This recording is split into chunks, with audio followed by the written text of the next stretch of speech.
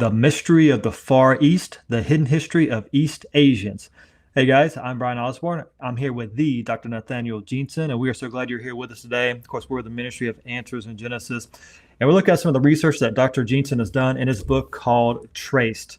And so this really is, as Ken put it, the founder of our ministry, kind of like the new Rosetta Stone of human history. And if you go on back to the previous episodes, you're seeing how really it gives us a great way to understand the world we're looking at, and how we can trace our history really back in time to a common ancestor, literally all the way back to Noah's sons and before him back to Adam. And then, of course, that magnifies the fact that we're all made in God's image, that truth we know to be true from biblical history, but also confirmed by real science. And so this series of shows we've been doing is Dr. Jeanson, really fleshing this out with different people groups around the world, showing that connection. And this show will be no different. So with all that being said, I'll turn it over to him. Dr. Jeanson, take it away. Thank you very much, Brian. And just to review again for our real-time audience, instead of the binge watchers, I want to cover where we've come from, where we're going to go. And again, as Brian mentioned, this is part of a longer series. We're up to part 9 now, but by my count of the YouTube videos, that gives you, the viewer, a preview, not a comprehensive account, but a preview of the research that's contained in this new book, Traced: Human DNA's Big Surprise. Again, it should be back in stock. We sold out of the first printing very quickly, but there's a couple more printings still coming. The ebook has been available this entire time. If you get, I think, the Kindle version, it's hot linked. You can go back and forth between the color plates, which are an essential component of this book, and the text itself. We also have an audiobook.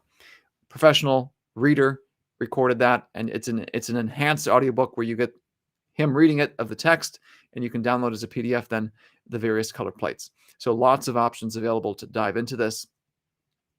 The major tool that we're using, the thing that we're calling the new Rosetta Stone of human history, is this DNA-based generation by generation family tree for global humanity, based on the Y chromosome, the male inherited DNA. So if I have a Y chromosome sequence, if you're a male watching, you get a Y chromosome sequence.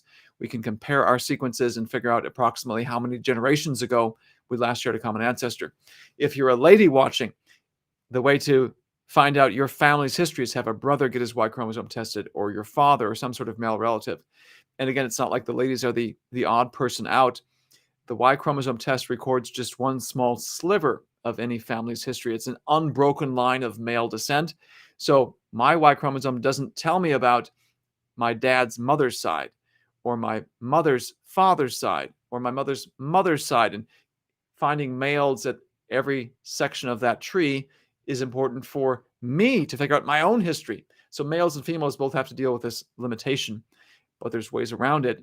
And what's exciting to me is just how complicated, messy, fascinating, interconnected all of our family histories are. And I can say that confidently because of what's in this tree and what we've seen and observed around the globe.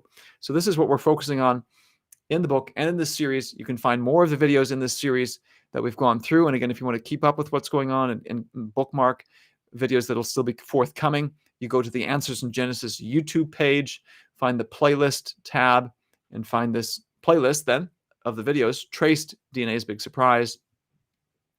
We've been focusing on these last few episodes, finishing the story of the history of peoples. This book, Traced, is first and foremost a history book that tries to answer this question that bothered me for many years. Who do we come from? And I try to answer that question and organize the book around 7 of the world's major civilizations or cultures, one basically for each section of the globe. And in trying to tell the story of one of these cultures, because everyone's interconnected, you end up telling the story of the entire planet. In the first mini section of this series, again, if you watched it in real time, you know we did about 6 videos, then we took a break, and then we resumed again. And in this resuming series, we talked about the remaining 4 cultures, civilizations. We talked about 3 originally, 4 left. Well, now we're up to 6 of 7. We covered the Middle East, South Asia. Now we're talking about East Asia. And then in the next episode, we'll talk about the history of the Pacific, and that'll have given you a broad overview of what we're covering in terms of human history and how DNA records this. Now, if you're of East Asian descent, and we're focusing on the history of East Asia today, I apologize in advance. I have to back up here and for our Western audiences, refamiliarize some of them with what region of the globe we're talking about, give them some very basic concepts of here's the peoples and the overall view of this. We'll come back to the details in a few minutes. And especially if you're of East Asian descent, I've got something in particular I want to tell you about at the end, and opportunities for you going forward to be able to figure out more of this history. Again, I want to emphasize this research is really just the beginning. It's a thick book. There's a tremendous amount of data in it, but this is just the first stages of unraveling the story of the people of our planet, the history of the people on our planet. There's so much more to be discovered, so many more fascinating questions to uncover. I'll tell you about where we're going at the end here and how you might be able to participate in helping us figure out these questions in the future. Okay, so if, again, you're like me, you took world history, and world history was primarily the history of Western civilization with perhaps just a passing glance at the East, you might be scratching your head saying, so what are we talking about, East Asia? And maybe your only thought that comes to mind when we say East Asia would be communist China. There's much more to it than that. Perhaps you think of the Great Wall of China, all that, yes, relevant to the region of the world we're talking about. If we place it on a map, when I say East Asia, the way I'm defining it now for our purposes, includes not just modern China, but also northeastern Asia, including parts of Siberia, Mongolia, down here into Southeast Asia, and the countries of Burma and Thailand, Laos and Cambodia and Vietnam and the rest, Malaysia, Indonesia, Philippines. You've got Japan and the Koreas. All that's included. We'll talk about this watery island region in our next episode. But East Asia has a significant amount of diversity in it. It's this whole section of the globe that I'm referring to. For many Westerners, it's unfamiliar, again, because it hasn't been taught as much in school. But also, East Asian language, culture, there's so many differences or things that are perhaps foreign to the Westerner. Chinese language is tonal. For many Westerners, it's a difficult concept or a difficult type of communication to learn. The Chinese script has this appearance. There's not the Roman letters that they use. Chinese art and sculpture and architecture, all this, and East Asian, I should say, in general, is a stark contrast to how the Western world does things. Just the fact that it's different often sets the Westerner back. This is the region we're talking about. It seems foreign. Religions are foreign. Taoism, Buddhism. Sure, atheism is growing in the United States. You have a significant amount of that in communist China. The point I'm getting at is, yes, East Asia is foreign to many peoples in the West today, but ultimately, all the peoples on this planet are connected in more ways than even I would anticipate. So get ready for some surprises. The questions we want to answer together in our short time together revolve around these two. Who were the first people here in East Asia, and what happened to them? They go together.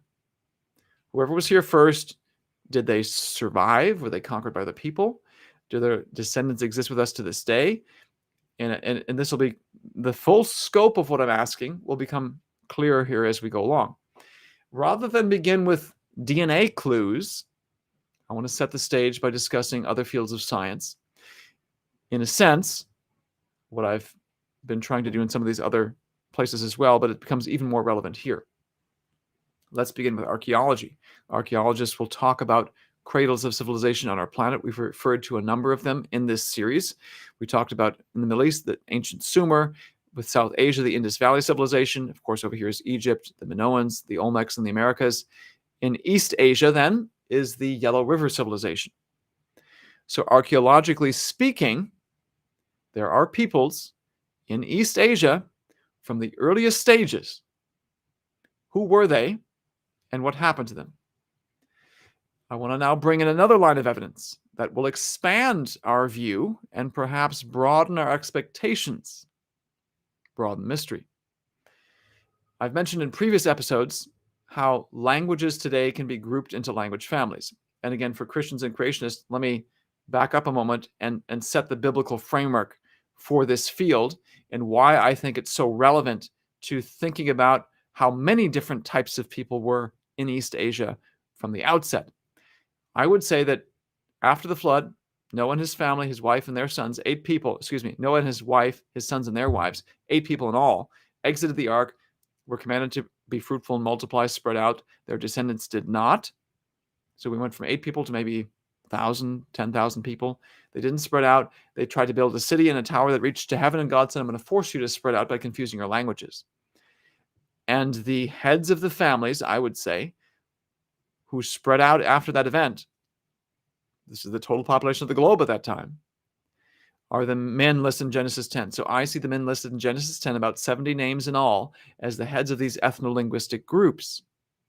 Now, is there any connection between that biblical narrative and the modern discipline of linguistics? And I would say, yes, I think there is some pretty clear connections. The over 7,000 languages in our globe today can be classified into more inclusive categories known as families. And if you just take the raw value today, there's about 150 living language families. That's over twice 70. There's a huge chunk in the Americas. I think with time, the number of American language families, Native American language families, will be reduced. And some of the research I've been doing has pretty significant implications for that. So, as a first rule of thumb, language families seem to be a good guess as to who were these people spreading out. And the whole reason I'm bringing this up is these are the earliest people groups. So if you want to get a sense for who was here in East Asia at the earliest times and what happened to them, from my perspective, from a biblical perspective, language families are a tremendous place to start. And they also highlight the tremendous diversity that exists in East Asia today.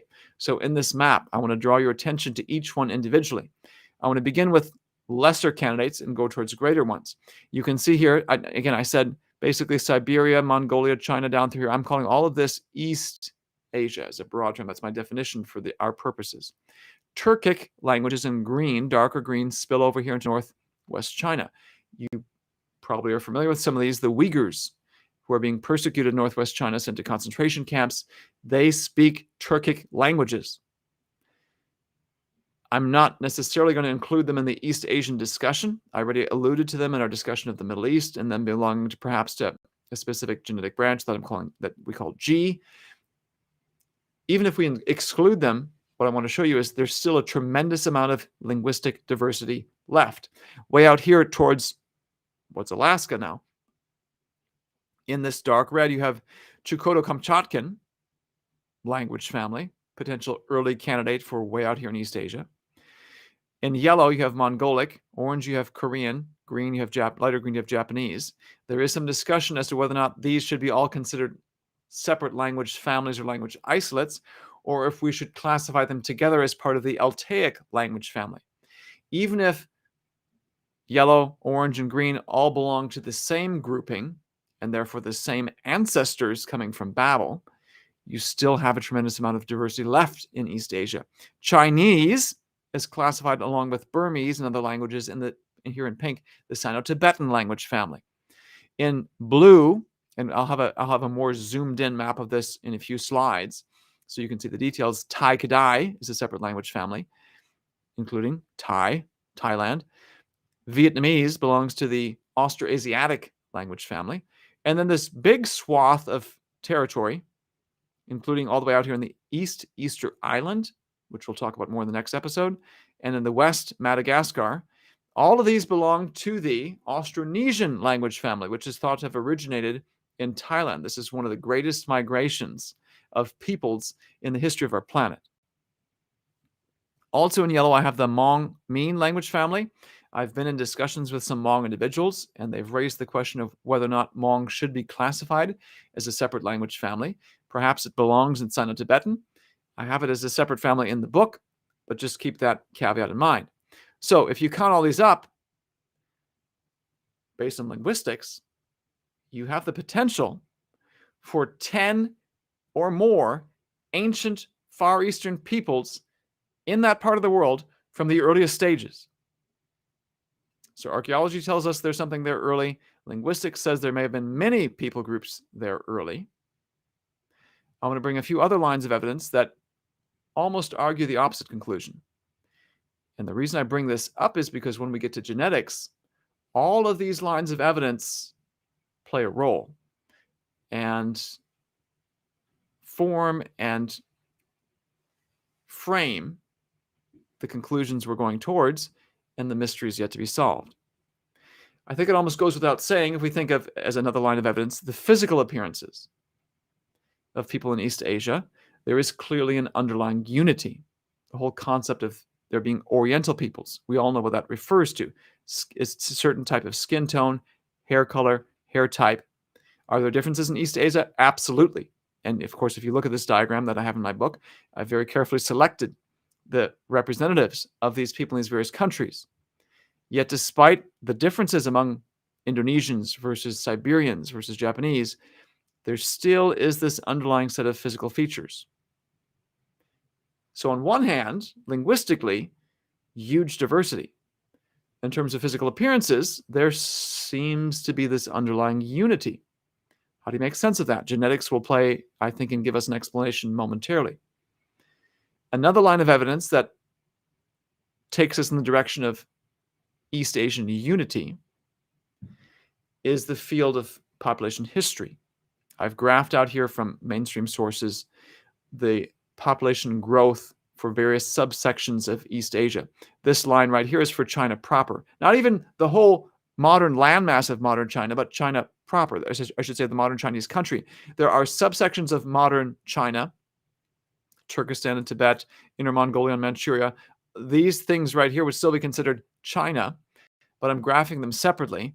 Taiwan, Korea, Japan, Burma, Thailand. My point here in this graph is to show you that China proper outstrips everywhere else in East Asia in terms of population growth. So it seems, perhaps, we could speculate that whoever got to the Yellow River Valley with its fertile agriculture gave these people, perhaps the Chinese, a head start so that their population just exploded. And that elsewhere in East Asia was much slower. If you've followed this work, or if perhaps you followed some of the book, we already know that there's a connection between population growth and the branches on the family tree. Let me just say that peoples who are numerically dominant tend to have the biggest impact on the family tree. It'll become clearer here in a moment. I just wanted to show you, in terms of raw numbers, Chinese people and China proper has long dominated this region of the globe. And so if we find some underlying unity that connects us back to ancient China, perhaps we shouldn't be surprised. One last field that I want to bring up here is indigenous history. What do the peoples themselves of East Asia say? Here's where we came from. And I want to bring up a map of what was basically then China in the first millennium BC. Many of the centuries within the first or the most recent millennium BC involve a significant amount of political disruption in the land that we now call China. Now, this period of Chinese history does not, we wouldn't call what the modern Chinese landmass all of China. China then, so to speak, was just sort of this section over here, a much smaller subsection. There was a tremendous amount of fight from about the 700s, the spring and autumn period, 700s BC to about the 200s BC. The reason I'm showing you this map is some of the people groups around modern China claim descent either from one of these kingdoms in China or regions around it. The Vietnamese claim that they descend from one of these warring states. Even though they're classified as a separate language family, they say, we came from up there. The Koreans will say, we came from Manchuria, perhaps around 100, 200 BC. So even some of these peoples themselves seem to hearken their ancestry back to Chinese. So what's the explanation for what's going on here? How many people were here in the beginning? How many separate peoples? And what happened to them? These clues suggest unity and diversity, depending on which ones you look at.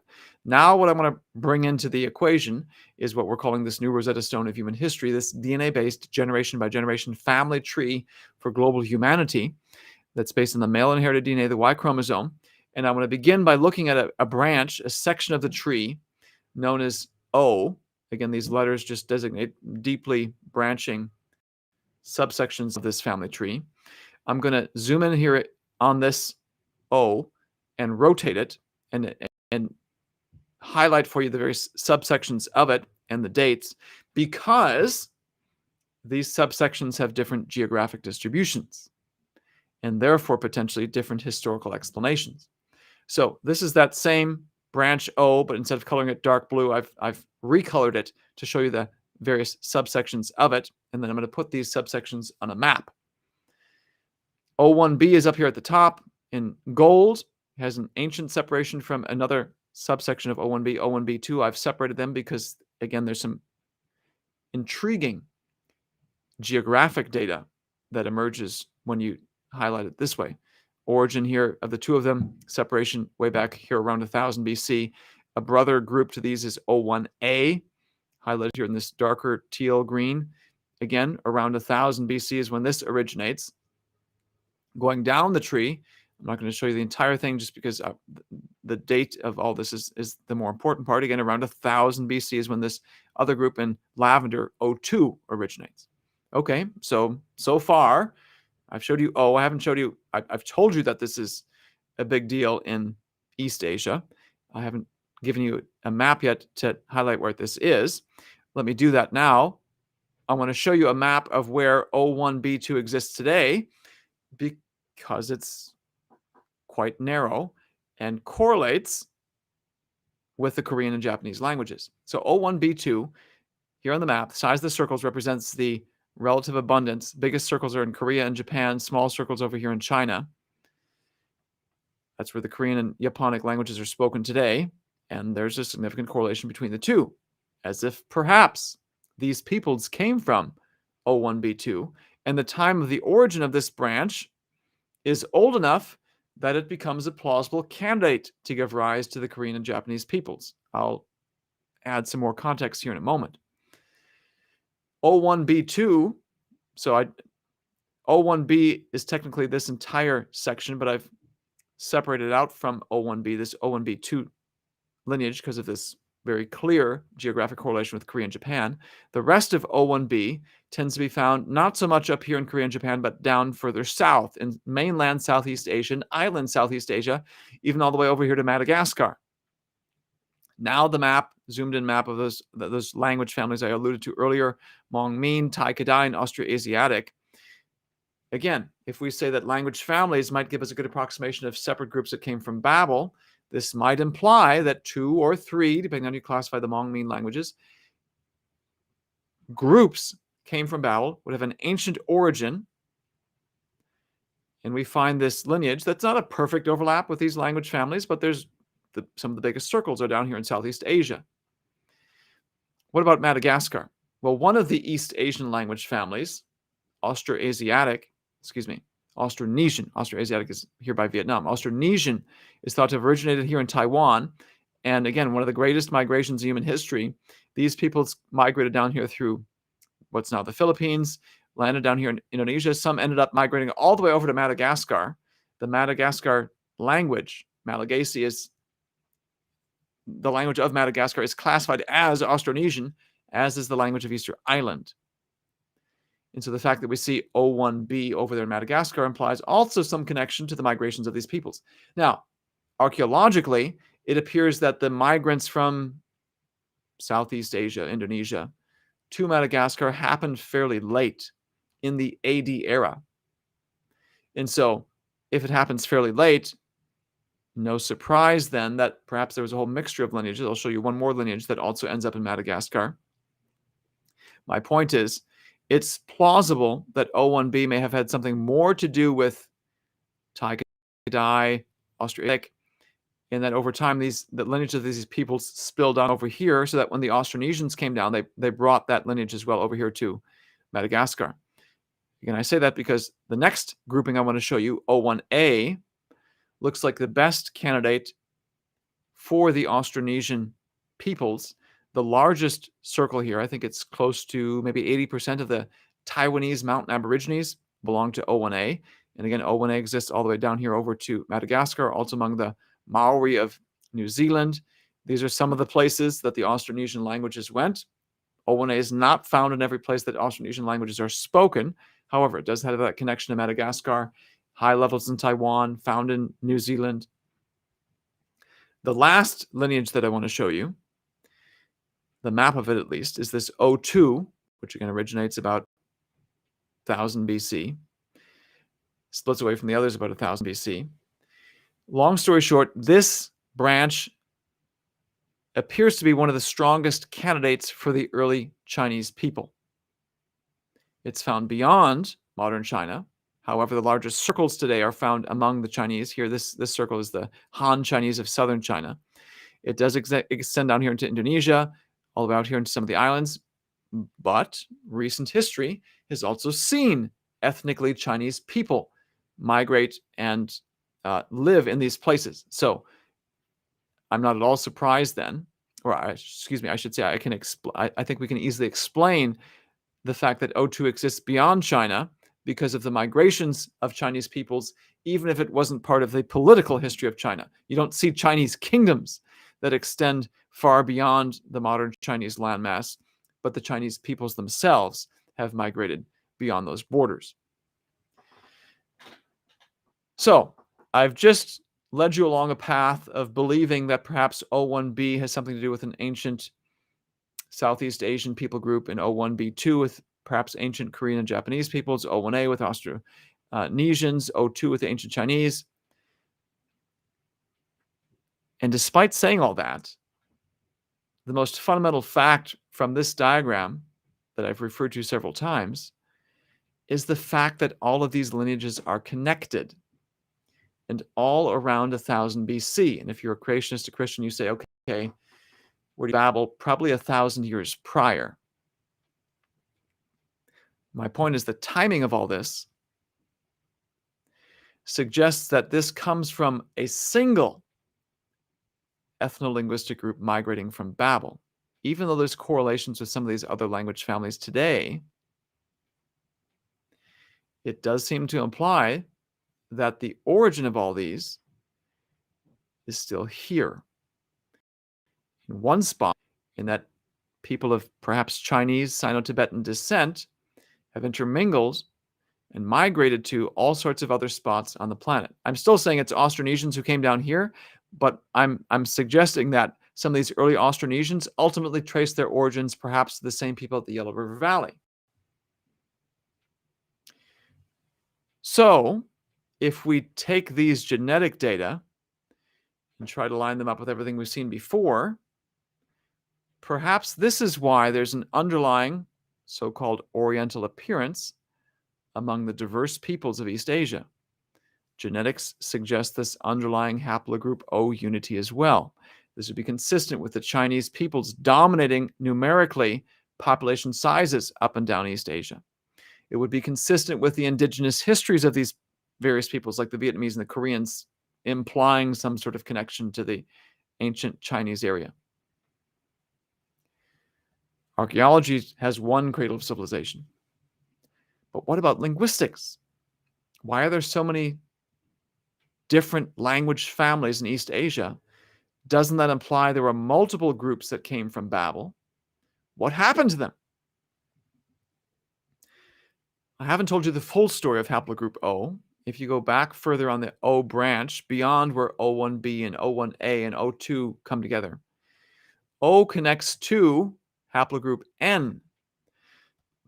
And just so you can see here the date, 2000s BC to 1600s BC. This still isn't immediately post-Babel for reasons I don't have time to get into, but it gets you closer. And N does not look like a Sino-Tibetan or Chinese lineage. The largest circles that we see today, the largest percentages are found primarily among Siberian or Northeast Asian, Northeast European, so like Finnish people, the Sami of Norway, Arctic peoples, these sorts of things, of Eurasia.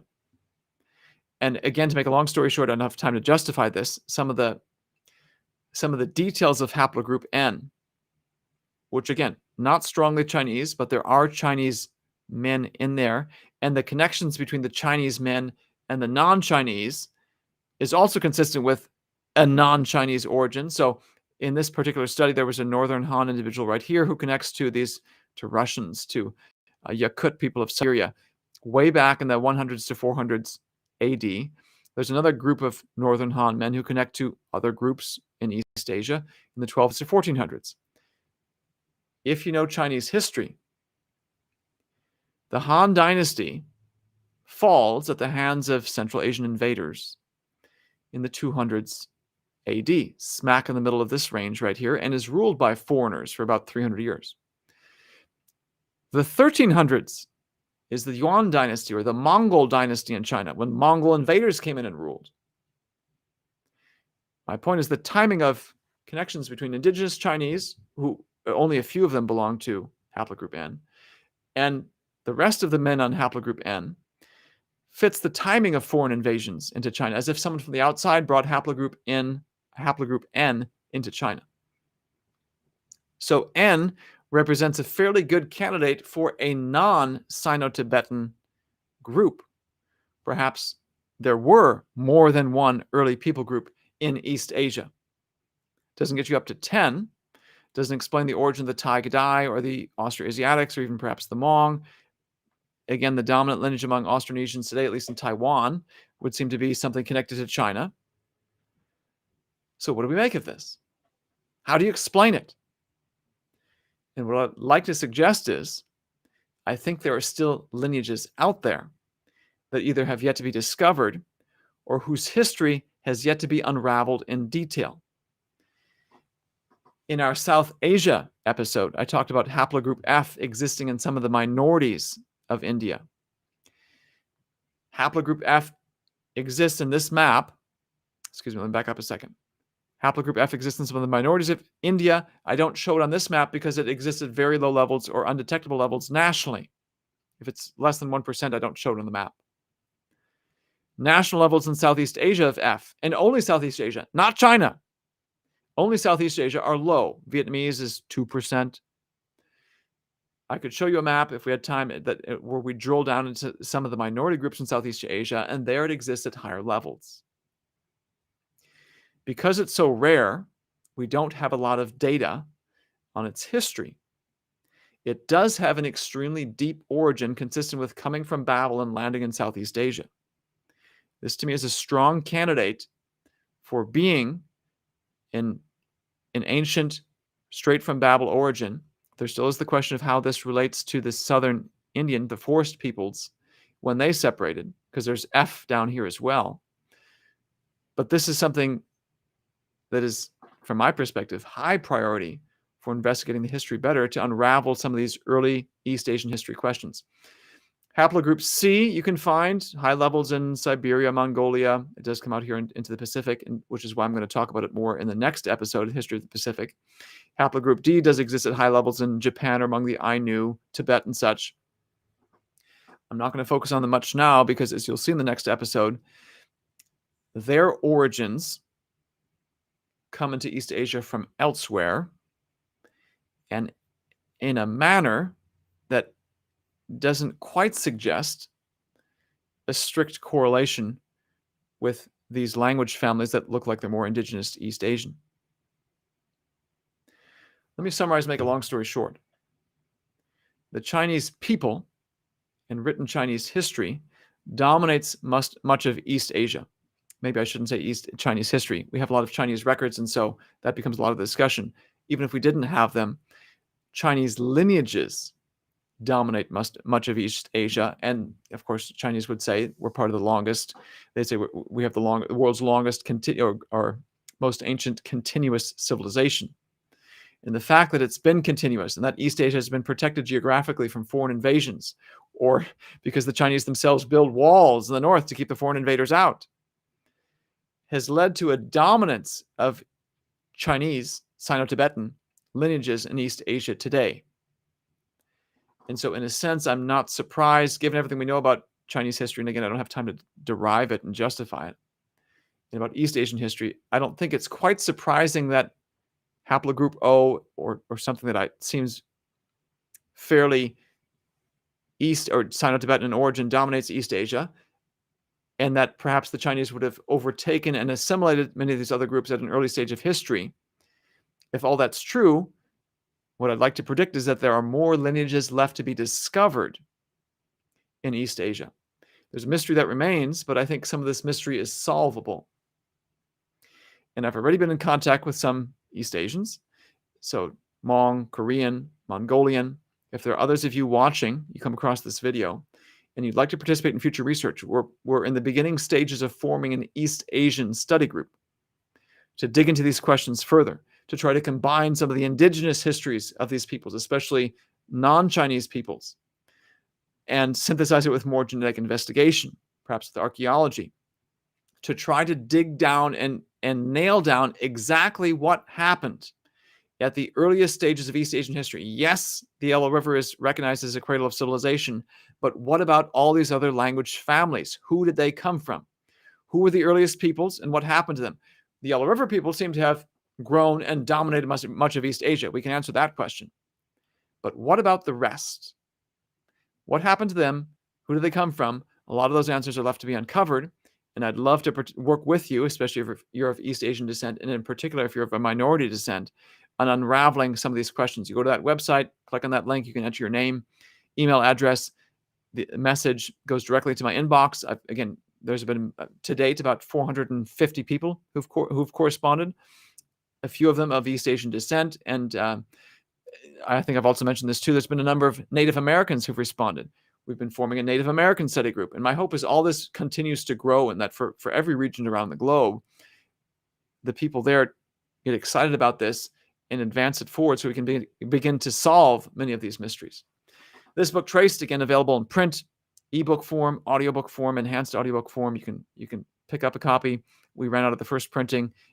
Second printing should already be here. Third printing may already be here as well. And we'll keep printing it as demand continues. In future episodes, once we get the 7 civilizations finished, we're going to talk about some of the science behind it, and where this book, Replacing Darwin, will play a much bigger role. Simple version of this is Replacing Darwin Made Simple. Again, if you just want to connect with me on social media, there's a number of places where you can do that. This is part of the hidden history of East Asians. We've got some answers to it already. The earliest stages I've discovered are in an increasingly intriguing era of this part of the world, the history of this part of the world. And I'm anxious to work with you watching to unravel more of this. So I'm going to stop now and turn it back over to Brian to take it away. Well, what an exciting possibility to join in on this research. And as you listen to this, it's so awesome to see this connection of genetics and biblical history, looking at East Asians, last session, in this valley, before that, the Middle East, and kind of drawing all these connections. And really, it's amazing, as Dr. Jeanson points out, that it's the young earth time scale, that biblical time scale. It's really the hero in connecting all these dots. And really a biblical truth that God made man and woman in his image. He put in them the genetic diversity necessary to produce the wonderful variation we see today. And so all those things are key to explain what we actually observe. And really, with this sort of research, creation scientists are leading the way and actually explaining our origin, connecting these dots. And so what a great chance to be part of this research. I know I want to jump in. My lineage may not be as exciting, but I want to throw in, I want to find out my connection. I really do. I'd love to see that. But especially in these different branches that are a bit more muddled as far as our understanding of them, getting more people in part of that, man, that'd be awesome. I know I'd like to be part of it. I hope you will be too. So please take advantage of what he suggested earlier and just join in on this ministry of really showing the world how the Bible connects to reality and that fundamental truth that our ministry is all about. That the Bible is right about history, it's right about morality, it's right about salvation found in Christ alone. It's right about everything because it's the Word of God. And really, this is really just confirming that in a very powerful way. Man, do we love it. So I hope you enjoyed this session. Again, encourage you, jump in, be a part of this. Contact Dr. Nathaniel Jeanson. He would love to connect with you guys on this. And we look forward to seeing you guys next time. God bless.